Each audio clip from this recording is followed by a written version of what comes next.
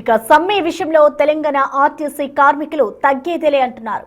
తెలంగాణలో ఆర్టీసీ సమ్మె సెగ రెండో రోజుకు చేరింది. చర్చల పేరుతో ప్రభుత్వం కాలయాపన చేస్తోందని మండిపడుతున్నారు కార్మిక సంఘాలు. నేడు ఈ పోరాటాన్ని మరింత ఉధృతం చేశాయి. రాష్ట్ర వ్యాప్తంగా ఉన్న అన్ని డిపోల ముందు ఉదయం 5 గంటల నుంచే మహాధర్నాలకు జేఏసీ పిలుపునిచ్చింది. దీంతో తెలంగాణ వ్యాప్తంగా ఉన్న అన్ని డిపోల ఎదుట ఉదయం 5 గంటల నుంచే మహాధర్నాలు చేపట్టారు.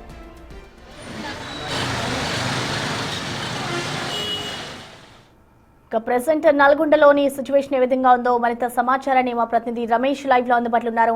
ఎస్ రమేష్, అసలు రెండో రోజు ఇటు ఆర్టీసీ కార్మికుల సమ్మె ఎలా కొనసాగుతోంది? ప్రెసెంట్ డిపోల వద్ద సిచ్యువేషన్ ఎలా ఉంది నల్గొండలో? డీటెయిల్స్ ఏంటి?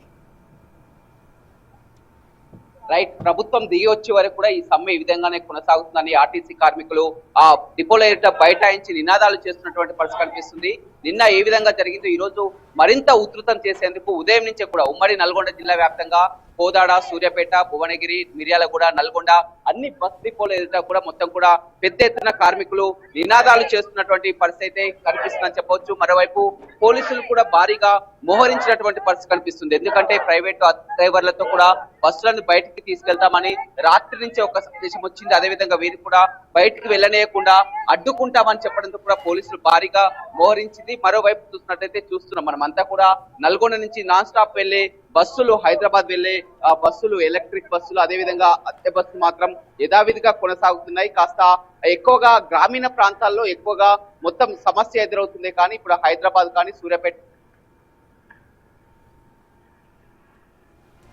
తమ ప్రభావం అనేది కొనసాగుతుంది. ఇదే అనేది ఆర్టీసీ కార్మికులు ఒక ఆందోళన అయితే ఉందని చెప్పవచ్చు. ఎందుకంటే ఓవైపు ఇక్కడ సమ్మె కొనసాగిస్తున్నా కానీ ప్రభుత్వం మాత్రం దిగి రాకుండా కూడా యథేచ్ఛగా ఇక్కడ మొత్తం ఎలక్ట్రిక్ బస్సులతో, అద్దె బస్సులతో నడిపిస్తున్నటువంటి పరిస్థితి కనిపిస్తుంది. అదేవిధంగా ఇవాళ పోటీ నుంచి కూడా హైర్ చేసుకునే ఆ విధానం మధ్యాహ్నం వరకు ఒక సర్క్యులర్ వస్తుందని ఒక టెన్షన్ లో ఉంది. ఏదేమైనప్పటికీ కూడా ఇవాళ క్యాబినెట్ తర్వాత కూడా ఒక క్లారిటీ వచ్చే అవకాశం కనపడుతుంది. క్యాబినెట్ సమావేశం తర్వాత క్లారిటీ వచ్చే అవకాశం కనపడుతుంది. చెప్పండి, రెండో రోజు సమ్మె కొనసాగుతుంది.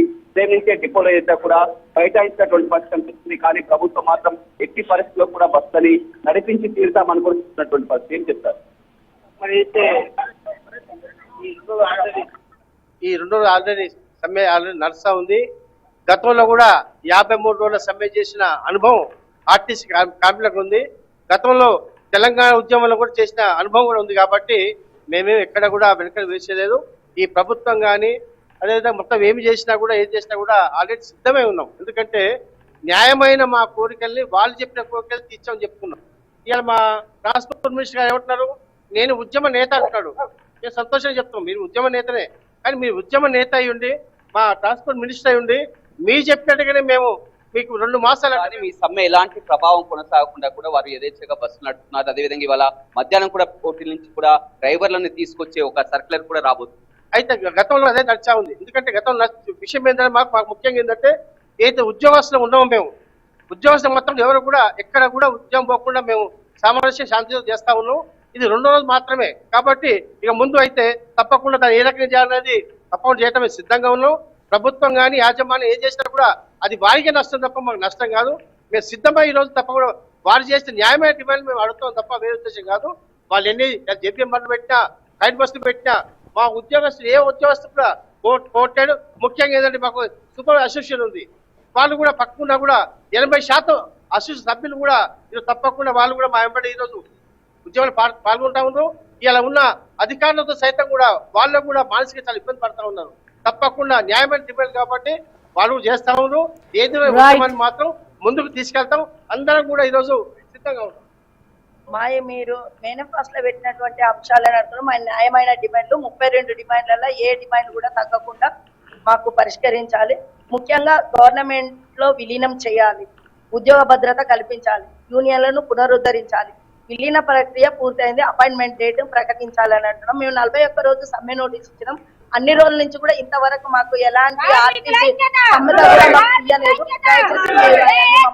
పరిష్కరించాలని ఈ సమ్మె ఉధృతం చేయకుండా మాదేదో మాకు సమస్యలు పరిష్కరించి సమ్మెను ప్రళయం కాకుండా చూడాలని చూడొచ్చు పెద్ద ఎత్తున అయితే నినాదాలు వస్తున్నటువంటి పరిస్థితి కనిపిస్తుంది. మరోవైపు ఆ డిపోలో ఎదుట కూడా పోలీసులను కూడా చూస్తున్నాం. పెద్ద స్థాయిలో కూడా ఉదయం 5 గంటల నుంచి కూడా పోలీసులు భారీగా మోహరించినటువంటి పరిస్థితి కనిపిస్తుంది. రాత్రి నుంచే కూడా మొత్తం ఈ కార్మికులు సమ్మె చేస్తున్నటువంటి కార్మికులను బస్సులను అడ్డుకుంటారని ఒక మెసేజ్ కూడా రావడంతో ఉదయం 5 గంటల నుంచే డిపోలో ఎదుట భారీగా మోహరించడం జరిగింది. బస్సులను మాత్రం యథావిధిగా ఎలక్ట్రిక్ బస్సులను, ప్రైవేట్ బస్సులను బయటికి వెళ్తున్నాయి. సమ్మె ప్రభావం నామమాత్రంగానే కొనసాగుతున్నటువంటి అవకాశం కనపడుతుంది. ఇవాళ క్యాబినెట్ ఆ నిర్ణయం ఏ విధంగా ఉంటుందని చాలా వరకు వేచి చూస్తున్నటువంటి పరిస్థితి అయితే కనపడుతుంది.